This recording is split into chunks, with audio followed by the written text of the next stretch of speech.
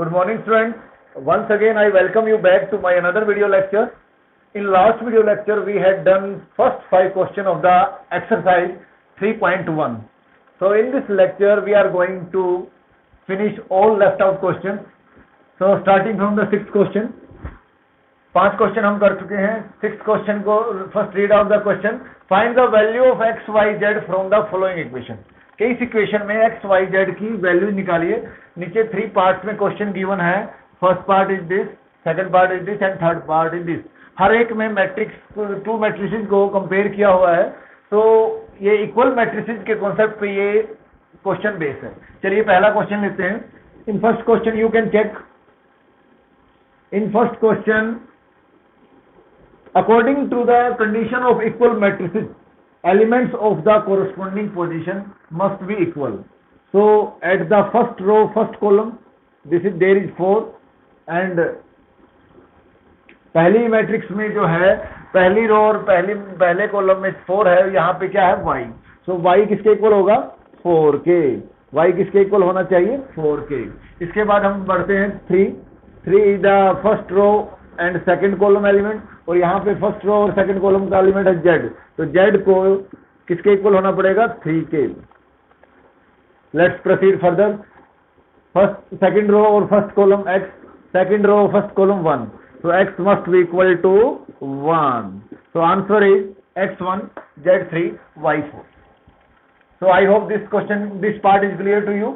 next question लेते हैं. चलिए in next question, next part, x plus y जो है फर्स्ट कोरस्पॉन्डिंग पोजीशन पे है, फर्स्ट रो फर्स्ट कॉलम में, और इसकी कोरस्पॉन्डिंग पोजीशन किसकी है 6 की.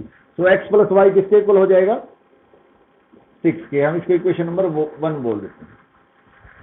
2 कोरस्पॉन्डिंग पोजीशन 2 के इक्वल है. 5 प्लस जेड किसके इक्वल होगा 5 के. चलिए इसको बाद में लेंगे. एक्स वाई किसके इक्वल होगा 8 के. तो एक्स वाई जो है इसके कोरस्पॉन्डिंग पोजीशन है 8 की. इसको हम इक्वेशन नंबर 2 बोलते हैं. यहां से आप देखिए, आप वाई एक्स की वैल्यू निकाल लीजिए. एक्स की वैल्यू होगी 6 minus y. Put in 2 equation number 2. कहाँ है equation number 2? This is the equation number 2.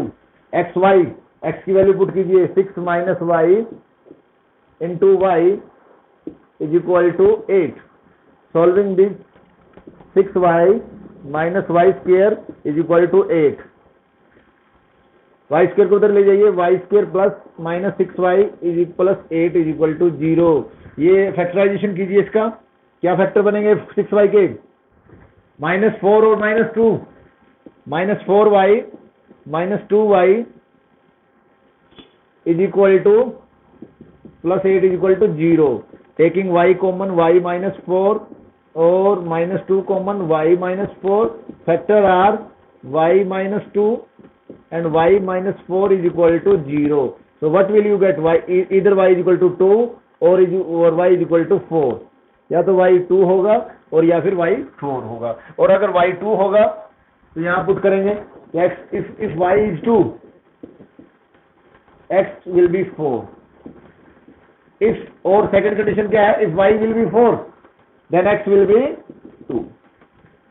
तो x और y के सॉल्यूशन हमारे पास है. y अगर 2 होता है तो x की वैल्यू 4 होगी. y अगर 4 होता है तो x की वैल्यू 2 होगी. अब इसके बाद है, हमने एक कोरस्पॉन्डिंग एलिमेंट था सेकंड रो और फर्स्ट कॉलम का 5 प्लस जेड. ये किसके कंपैरिजन में किसके कोरस्पॉन्डिंग एलिमेंट के इक्वल आएगा 5 के इक्वल आएगा. So 5 plus z should be equal to 5. 5 से 5 कट जाएगा. Z is equal to 0. So question is solve. Third part में आप नोट कीजिएगा, x plus y plus z के कोरस्पॉन्डिंग एलिमेंट 9 है, x प्लस जेड के कोरस्पॉन्डिंग 5 है और y प्लस जेड के कोरस्पॉन्डिंग 7 है. सबसे पहले x plus y plus z को लिख लीजिए इज इक्वल टू 9. अब इसके बाद क्या है? x प्लस जेड की वैल्यू कितनी है 5. y प्लस जेड की वैल्यू कितनी है 7. अब यहाँ पे नोट कीजिएगा y प्लस जेड कितना है. इसको 1 बोल दीजिए, इसको 2 बोल दीजिए, इसको 3 बोल दीजिए. अब इक्वेशन 1 में देखिए जहां पे y प्लस जेड है, अगर यहाँ पे हम इक्वेशन 3 को यूज करते हैं तो y प्लस जेड की वैल्यू क्या है 7. Putting this value in equation number 1 using 3 in 1 we get, क्या मिलेगा हमें? x y प्लस जेड का वैल्यू 7. यहाँ रखो x plus 7 is equal to 9, x is equal to 9 minus 7, that is 2. So x is solved. x को solve करने के बाद x को पुट कर दीजिएगा इक्वेशन नंबर 2 में. Put in equation number 2. What is equation number 2? x plus z is equal to 5. Put the value of x.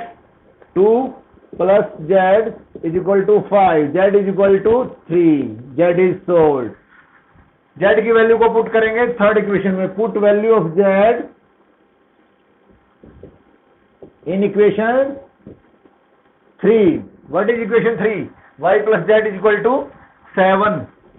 तो z रखिएगा यहाँ पे. z रखते हैं y plus 3 is equal to 7. y is equal to 7 minus 3, 4. So value of x is 2, value of y is equal to 4, value of z is equal to 3. तो इसके बाद करते हैं हम 7th question. So our 7th question is find the value of a, b, c, d from the equation. Equation is given and again this question is based on the property of equal matrices. जैसे कि हमने 6th question किया था, like 6th question again corresponding element जो है equal हो गई, इसी प्रॉपर्टी पे हमें इसको सोल्व करना. चलिए करते हैं. कोरस्पॉन्डिंग एलिमेंट की बात करें तो a माइनस बी कोरस्पॉन्डिंग होगा किसके? -1 के. So a minus b should be equal to -1. Equation number 1. And corresponding element की बात करें तो 2a प्लस सी किसके इक्वल होगा? 2a plus c is equal to 5. Equation number 2. Right. और कोरस्पॉन्डिंग एलिमेंट की बात करें तो 2a माइनस बी किसके इक्वल होगा? 0 के. 2a minus b is equal to 0. Equation number 3. और अगर कोरस्पॉन्डिंग एलिमेंट की बात करें तो 3c प्लस d किसके इक्वल होना चाहिए? 13 के. Is equal to equation number 4. Solving both two equation subtracting by subtracting. जब हम सब्ट्रैक्ट करते हैं तो यहाँ पे माइनस प्लस साइन चेंज हो जाते हैं. 0 है, no sign change.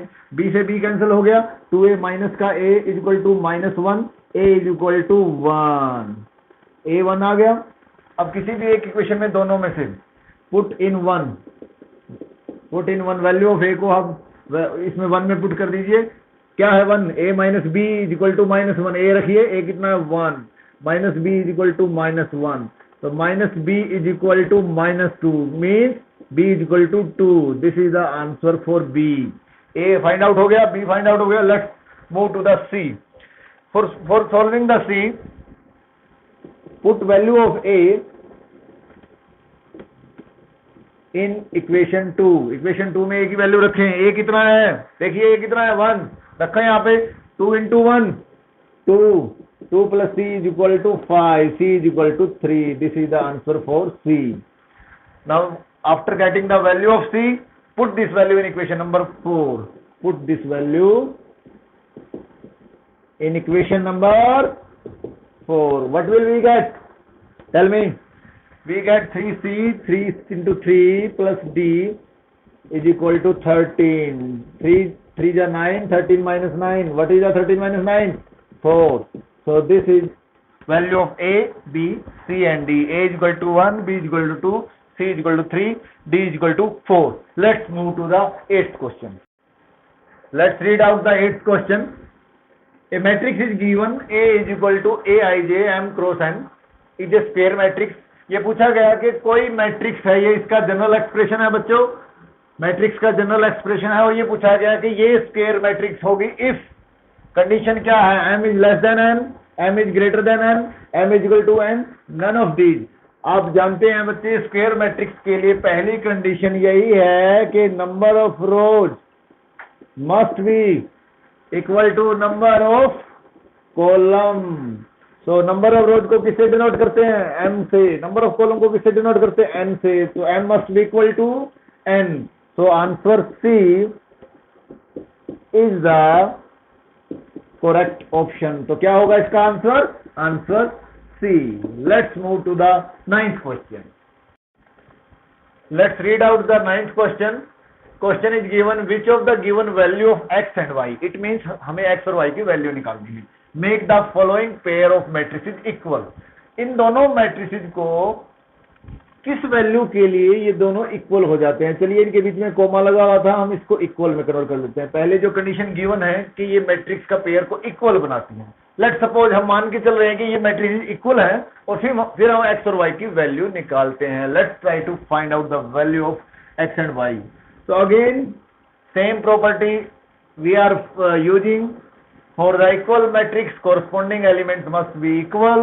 So 3x plus 7 should be equal to this corresponding element, यानी कि 0 के. So what will be value x? X is equal to -7/3, right? इसी तरह से इस corresponding element को अगर हम करते हैं 5 को किससे कंपैरिजन करेंगे? y -2 से. So what will be the value of y? That is 7. ठीक है. अब आ जाइए third corresponding element, first row का और सेकंड रो का और फर्स्ट कॉलम का. इसको इसके कोरस्पॉन्डिंग से मैच कराइए. जब हम इसको इक्वल रखते हैं तो y की वैल्यू क्या आ गई? 7. Okay.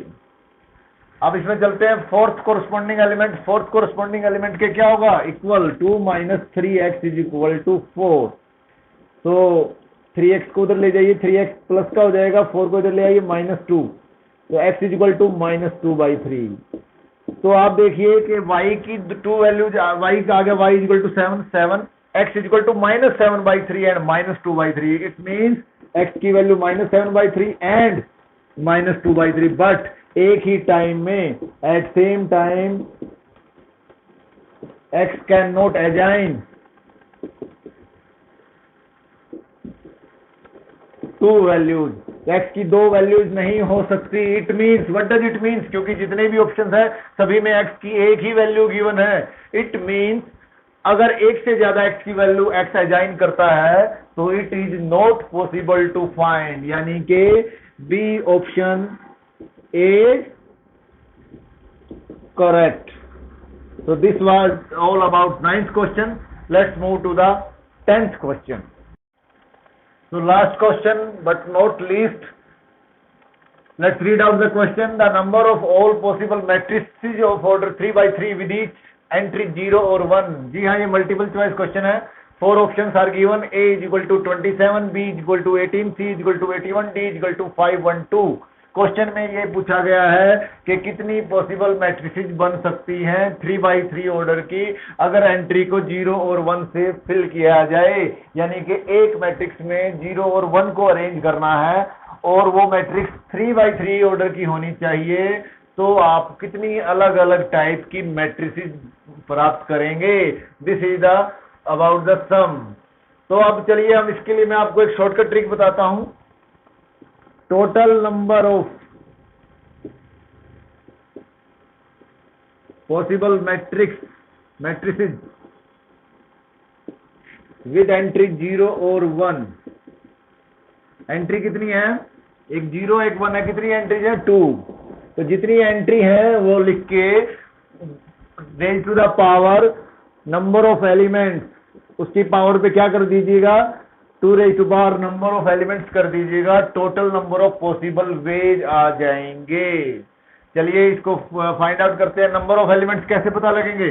For number of elements you should know about row and column.